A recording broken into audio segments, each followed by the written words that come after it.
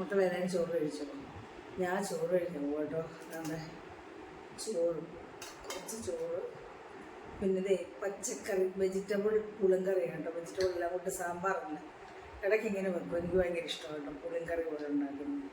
പരിപ്പ് ഒന്നും ചേർക്കാതെ പുളിങ്കറി.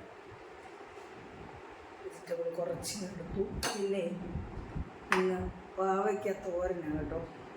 കയ്പൊന്നും ഇല്ലാത്ത രീതിയിൽ ഇങ്ങനെ തോരൻ വെച്ചാൽ കയ്പ് ഇച്ചിരി കുറവായിരിക്കും, നമുക്ക് കഴിക്കാൻ നല്ല ടേസ്റ്റാണ്. പിന്നെ ഇന്നലത്തെ തക്കാളി ഫ്രൈ ആണ് കേട്ടോ മക്കളെ. നല്ല ടേസ്റ്റായിട്ട് ഒരു കഷ്ണം മതി കേട്ടോ. ഉള്ള അച്ചാറും ഞരടി കഴിക്കുന്ന പോലെ നല്ല ടേസ്റ്റാണ് കേട്ടോ. അപ്പോൾ ഇന്ന് ചപ്പാത്തിക്ക് ഇതാണ് ഞങ്ങൾ കഴിച്ചത്, നല്ലതാണ്. പിന്നെ പപ്പടം ഉണ്ട് കേട്ടോ. ഇന്നലെ കഴിഞ്ഞിട്ട് പപ്പടം വേണ്ടേ, എന്തെങ്കിലും വേണ്ടായിരുന്നു അതുകൊണ്ട് ഞരടി കഴിക്കാൻ നല്ല ടേസ്റ്റാണ് കേട്ടോ.